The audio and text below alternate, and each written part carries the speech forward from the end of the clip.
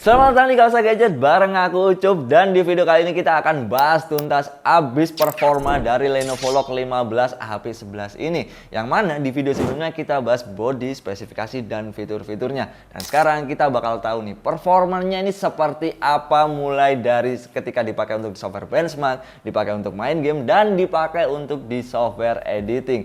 Tapi aku sedikit mau ngingetin, untuk dari spesifikasi laptop ini menggunakan Ryzen 7 250, kemudian RAM-nya 16GB, dan Vega yang powerful banget yaitu RTX 5060 dengan TGP 115 watt. Nah, tanpa berlama-lama lagi langsung kita lihat aja performanya kayak gimana.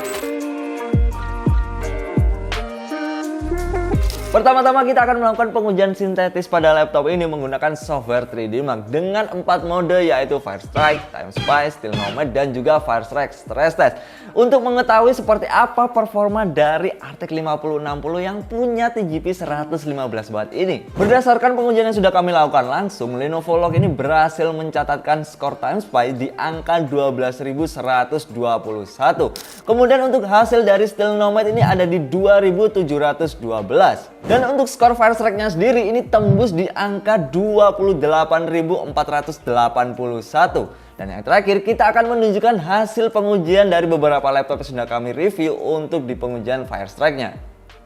Kalau dilihat secara objektif, untuk dari angka-angka yang kita hasilkan dari pengujian performa tadi nunjukin bahwa VGA generasi terbaru ini punya performa yang benar-benar stabil dan juga solid. Dan yang jadi pertanyaan, gimana bang performa dari prosesor Ryzen 7 250 ini, apakah stabil juga? Dan di sini kita juga udah uji laptop ini di Ryzen 7-nya menggunakan Cinebench R20 sebanyak 10 kali tanpa berhenti. Di loop yang pertama saat laptop ini baru mulai jalan, skor multicore-nya ini dapat di angka 5.283 poin dengan suhu maksimal CPU yang tergolong adem banget untuk kelas laptop gaming, yaitu nyentuh di angka 73 derajat Celcius. Masuk ke pertengahan pengujian di looping yang kelima, suhunya konsisten anteng-anteng aja nahan panas di angka maksimal 73 derajat Celcius. Dan puncaknya pas nyentuh looping yang terakhir, yaitu yang ke-10. Skornya bukan drop karena kepanasan, tapi sistem pendingin hyper chamber baru dari laptop ini justru berhasil berakselerasi hingga skornya naik ke 6.133 poin. Suhunya tetap aman maksimal di 74 derajat Celcius aja, dan ini hasil rata-ratanya.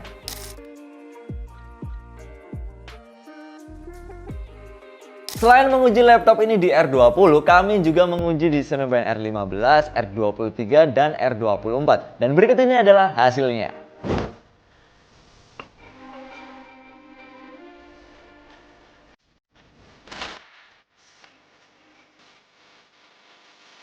Nah, sekarang kita bawa laptop ini ke bagian real life-nya, yaitu pengujian software editing. Untuk kalian para konten kreator atau mungkin animator biar tahu nih sekenceng apa laptop ini ketika dipakai untuk render. Kita uji pertama menggunakan Adobe Premiere Pro dengan mengekspor file video resolusi 4K dengan durasi tepat 1 menit, skenario-nya cut-to-cut tanpa efek. Waktu ekspornya satset wadut banget, cuma butuh waktu 31 detik aja. Buat yang suka main aset 3D, kita tantang juga untuk render objek mobil BMW yang legendaris dari software Blender. Di sini kita akan coba dengan dua skenario. Kalau kita pasrahin kerjanya murni pakai CPU, butuh waktu 2 menit 50 detik buat nyelesain render. Tapi begitu fiturnya kita pindah ke GPU, manfaatin optimalisasi arsitektur terbaru dari RTX 5060-nya, boom, waktunya langsung dipangkas abis, cuman butuh waktu 20 detik aja buat nyelesain sebuah render. Sebelum lanjut ke pengujian gaming, aku mau kasih tahu ke kalian kalau Tech Universe Festival 2026 udah dimulai nih. Jadi setiap pembelian laptop kalian dari mulai bulan Juli sampai Desember bisa dapetin 2 motor matic dan 1 sepeda listrik. Tapi masih banyak hadiah lainnya yang totalnya sampai 100 juta rupiah. Jadi nggak usah tunggu lama-lama lagi, langsung aja datang ke Kalosa. Sekarang kita udah masuk ke menu utama yang bisa dibilang yang ditunggu-tunggu, yaitu adalah pengujian gamingnya. Dan kita akan siksa laptop ini di 7 game populer, dan ini adalah hasilnya.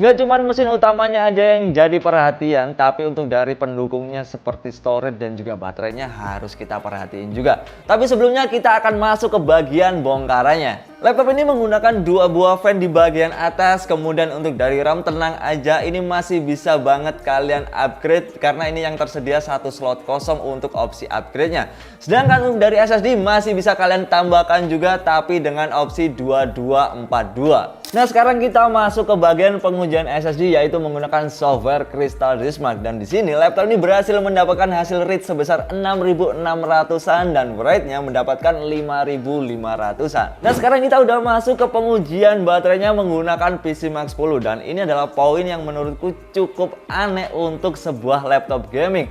Kita menggunakan mode modern office yang mana mendapatkan hasil 9 jam 59 menit. Tapi kalian harus jeli dengan catatan yang didapat dari pengujian baterainya. Kenapa kok bisa dapat 9 jam pemakaian? Karena kita pakai pengujian dengan penghematan daya yang cukup ketat. Tingkat kecerdasan layarnya kita setting di 50%, kemudian koneksi wifi, bluetooth kita matiin. Lampu backlightnya kita matiin juga, dan yang terakhir untuk profil penggunaan di software Legend Space kita setting di mode quiet.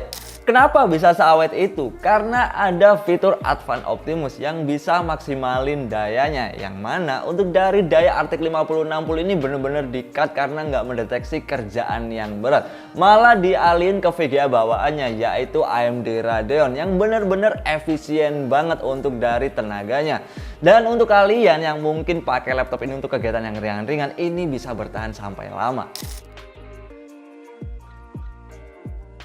Jadi setelah kita lihat hasil tes sintetisnya, kemudian hasil tes rendernya, tes untuk main gamenya seperti apa, yang paling penting ini bukan untuk dari skor tinggi atau mungkin paling murah, tapi yang paling penting adalah ekosistem dari komponen dan fungsionalitasnya. Di satu sisi dari data pengujian baterai yang hampir bertahan 10 jam, kemudian ketika dipakai kerja ini suhunya nggak sampai 75 derajat Celcius.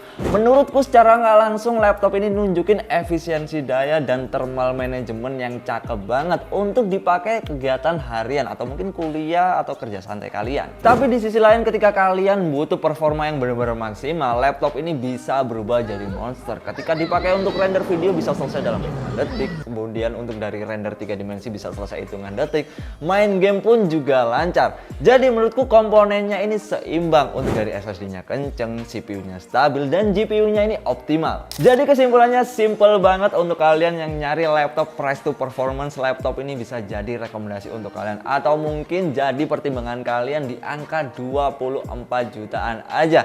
Dan lagi-lagi balik ke kalian, lebih bijak lagi untuk memilih laptop, sesuaikan dengan kebutuhan kalian dan jangan sampai salah beli. Sekian review laptop kita kali ini, jangan lupa like, comment, dan subscribe Kalausa Gadget biar kalian gak ketinggalan informasi seputar dunia gadget. Dan aku mau ingetin kita punya offline store yang bisa kalian kunjungi di Kota Malang, Kabupaten Malang, dan Kota Surabaya. Dan jangan lupa juga kunjungi website resmi kita yaitu kalausa.id karena sudah tercantum lengkap untuk dari e-commerce, kemudian sosial media, dan informasi seputar produk yang kalian butuhkan di Kalausa. Oke, terima kasih, saya Ucup. See you next video.